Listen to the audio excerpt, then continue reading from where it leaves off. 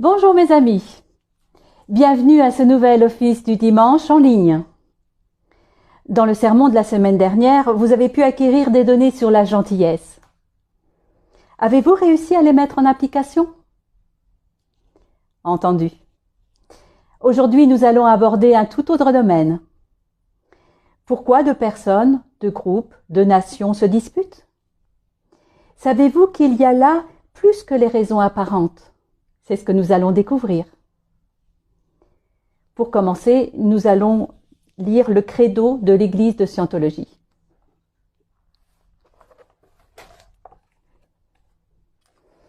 Nous, membres de l'Église, croyons que tous les hommes, quelle que soit leur race, couleur ou croyance, ont été créés avec des droits égaux. Que tous les hommes ont le droit inaliénable d'avoir leurs propres pratiques religieuses et de les exercer.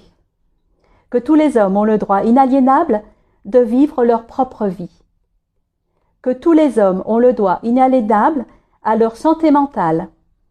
Que tous les hommes ont le droit inaliénable d'avoir leur propre défense. Que tous les hommes ont le droit inaliénable de concevoir, choisir, assister ou soutenir leurs propres organisations, églises et gouvernements. Que tous les hommes ont le droit inaliénable de penser librement, de parler librement, d'écrire librement leurs propres opinions et de se prononcer, d'écrire et de s'élever contre les opinions des autres. Que tous les hommes ont le droit inaliénable de créer leur propre espèce. Que les âmes des hommes ont le droit des hommes. Que l'étude du mental et la guérison des maladies d'origine mentale ne devraient pas être séparées de la religion, ni tolérées dans les domaines non religieux, et qu'aucun agent autre que Dieu n'a le pouvoir de suspendre ou de négliger ses droits de façon ouverte ou couverte. Et nous, membres de l'Église, croyons que l'homme est fondamentalement bon, qu'il cherche à survivre, que sa survie dépend de lui-même, de ses semblables et de l'accomplissement de sa fraternité avec l'univers. Et nous, membres de l'Église, croyons que les lois de Dieu interdisent à l'homme de détruire sa propre espèce, de détruire la raison des autres, de détruire ou d'asservir l'âme d'un autre, de détruire ou de réduire la survie de ses compagnons ou de son groupe. Et nous, membres de l'Église, croyons que l'esprit peut être sauvé et que seul l'esprit peut sauver ou guérir le corps. Je vais à présent lire l'intégrité personnelle de Ron Hubbard. Ce qui est vrai pour vous est ce que vous avez observé par vous-même. Lorsque vous avez perdu cela, vous avez tout perdu. Qu'est-ce que l'intégrité personnelle? L'intégrité personnelle, c'est savoir ce que vous savez. Ce que vous savez n'est rien d'autre que ce que vous savez. C'est cela l'intégrité. Il n'y a pas d'autre intégrité. Bien sûr, nous pouvons parler d'honneur, de vérité, de tout cela, ces termes ésotériques. Mais je pense qu'on ne les trahirait pas le moins du monde si ce que nous observions était vraiment ce que nous observions. Si nous prenions soin d'observer ce que nous observons, et que nous observions toujours dans le but d'observer, et sans nécessairement adopter une attitude sceptique, un esprit critique ou indulgent, mais certainement en maintenant suffisamment d'intégrité et de conviction personnelle, de confiance en soi et de courage, pour pouvoir observer ce que nous observons et dire ce que nous avons observé. En dianétique et en scientologie, une chose n'est vraie que si vous l'avez observée. Et elle n'est vraie que selon votre propre observation. C'est tout.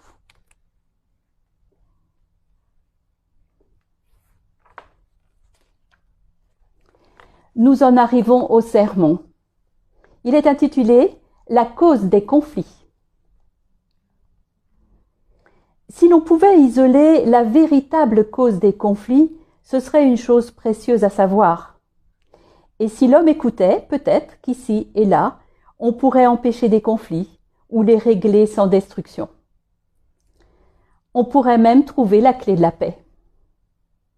On pourrait même trouver une donnée utile, non pour les grandes nations, mais pour les avocats et les conseillers en affaires humaines. C'est vrai, cela semble ambitieux.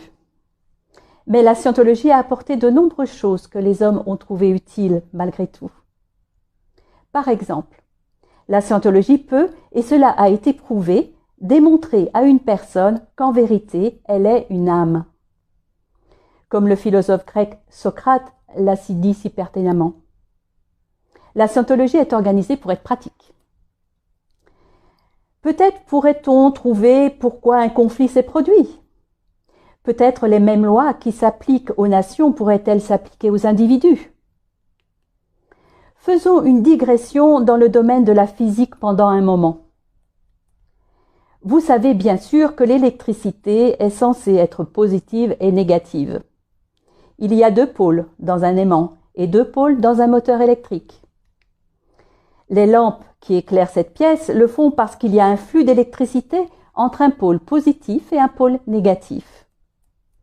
Traditionnellement, le physicien et l'électricien croient par conséquent que ceci est un univers à 2 pôles, un pôle positif et un pôle négatif. Donc, on dit que le nombre qui structure fondamentalement l'univers est 2. Eh bien, c'est apparemment faux. Vous le verrez immédiatement si vous réalisez que quelque chose doit maintenir ces 2 pôles ensemble ou bien les maintenir séparés. La plateforme, la base, les fondations sous les 2 pôles doivent aussi être là. Sinon, les 2 pôles Sinon, les 2 pôles n'échangeraient pas d'électricité. Ils se trouveraient trop éloignés ou trop rapprochés l'un de l'autre. Il y a aussi autre chose. C'est ce qui produit l'électricité afin qu'elle circule et s'échange entre 2 pôles. Cela pourrait être un aimant tournant entre eux, ou un feu de charbon faisant fonctionner une machine à vapeur pour faire tourner l'aimant. Par conséquent, il n'y aurait aucun échange de courant entre 2 pôles à moins qu'il ne soit petit a maintenu séparé, petit b influencé par un aimant en mouvement. Cela dit, vous pouvez être ou ne pas être un savant en physique. Mais pour comprendre ceci, nous prendrons un exemple humain. Car c'est ça l'utilité de la découverte. Monsieur A et Monsieur B se disputent. Ils se lancent des injures. Chacun dit pourquoi il est en colère contre l'autre. Bon, un avocat est très habitué à ce genre de situation. Il écoute Monsieur A et Monsieur B et, à dire vrai, il ne peut parfois comprendre ni l'un ni l'autre. Ils disent qu'ils se disputent, mais quand il essaie de les amener ensemble pour en discuter, ils se disputent simplement davantage. 2 hommes, 2 pays, c'est pareil. Chacun expose pourquoi il se bat. Mais ceci ne résout rien. Nous avons toujours la guerre.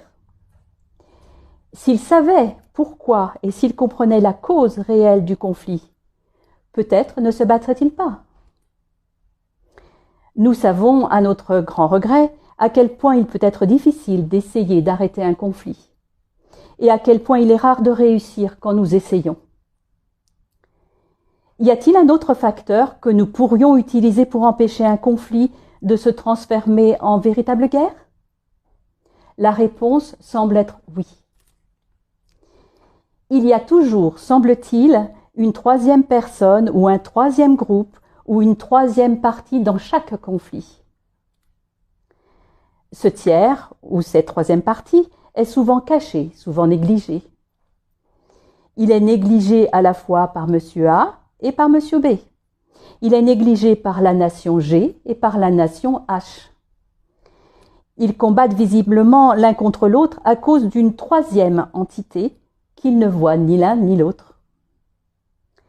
Examinez l'histoire des guerres du Péloponnèse dans la Grèce antique. Et vous verrez Sparte et Athènes luttant l'une contre l'autre. Des hommes ont essayé d'arrêter cette guerre pendant des décennies. Il y avait une 3e partie, la Perse. C'était la politique de la Perse d'empêcher toute cité grecque de devenir plus forte que les autres. Le prince perse Cyrus exerça cette politique en utilisant de l'or perse pour causer l'agitation entre Athènes et Sparte et les maintenir en guerre. Sur un plan plus domestique, quand un mari et une femme se disputent continuellement, il existe habituellement une troisième partie cachée dans la querelle. Quand nous voyons un combat, les combattants sont tellement visibles que nous cherchons rarement le véritable instigateur du combat. Une troisième partie était nécessaire pour le provoquer. Après une guerre, l'homme cherche parfois la troisième partie qui en fut la cause. Il pourrait tout aussi bien chercher avant que la guerre ne commence. Il existe un phénomène étrange que les avocats connaissent bien.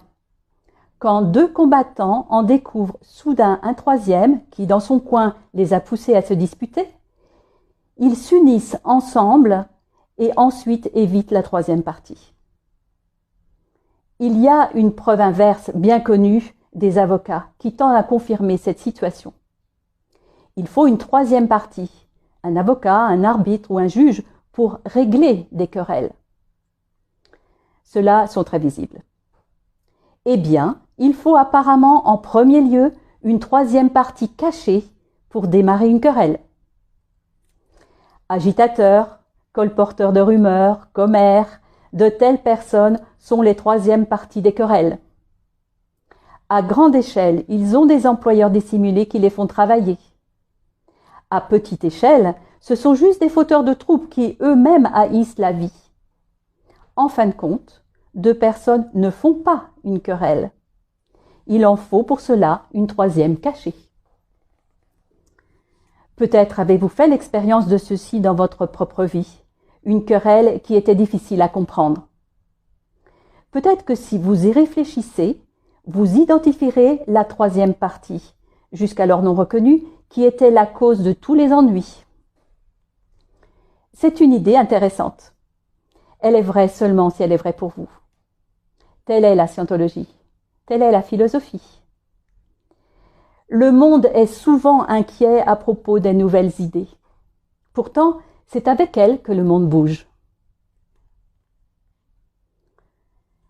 Vous pouvez en apprendre plus sur la cause des conflits dans le livret « Comment résoudre les conflits ». Les mêmes informations sont disponibles dans le très complet manuel de scientologie basé sur les œuvres de Ron Hubbard. Dans notre monde troublé et déchiré par les luttes, la capacité de résoudre des conflits est un savoir-faire précieux. Vous pouvez utiliser ces informations pour faire de ce monde un monde meilleur. Avez-vous été le témoin de disputes entre voisins, collègues ou membres de la famille ? Je vous invite à examiner ces disputes à la lumière des données que je viens de vous transmettre. Peut-être les verrez-vous d'un autre œil. Et surtout, quand vous serez confronté à des disputes à l'avenir, pourriez-vous, qui sait, trouver cette fameuse troisième partie avant que les choses ne s'enveniment. Je vous le souhaite. N'hésitez pas à me faire part de vos commentaires, de vos expériences dans l'application de ces données.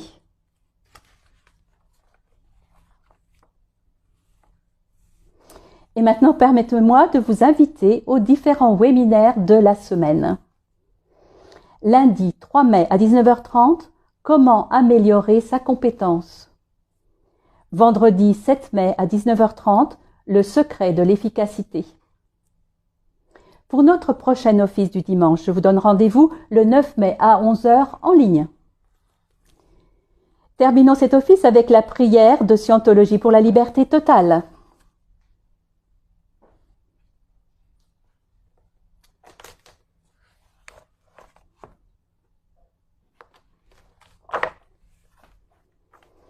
Puisse l'auteur de l'univers donner à chaque homme la possibilité de parvenir à la compréhension de sa nature spirituelle. Puisse notre conscience et notre compréhension de la vie s'agrandir afin que nous puissions tous découvrir l'auteur de l'univers. Et puissent d'autres aussi atteindre cette compréhension qui mène à la liberté totale. En ce moment, nous pensons à ceux dont la liberté est menacée, à ceux qui ont souffert d'emprisonnement à cause de leurs croyances, à ceux qui ont été asservis ou martyrisés et à tous ceux qui se font brutaliser, piéger ou attaquer. Nous prions pour que les droits de l'homme soient préservés, pour que les peuples puissent croire et pratiquer leur foi librement, afin qu'à nouveau la liberté règne dans notre pays. Libérés de la guerre et de la pauvreté et du besoin, libres d'être, libres de faire et libres d'avoir. Libres d'utiliser et de comprendre le potentiel de l'homme, un potentiel d'origine et de nature divine. Et libres de parvenir à cette compréhension et cette conscience qu'est la liberté totale. Dieu fasse qu'il en soit ainsi. Passez une très bonne semaine.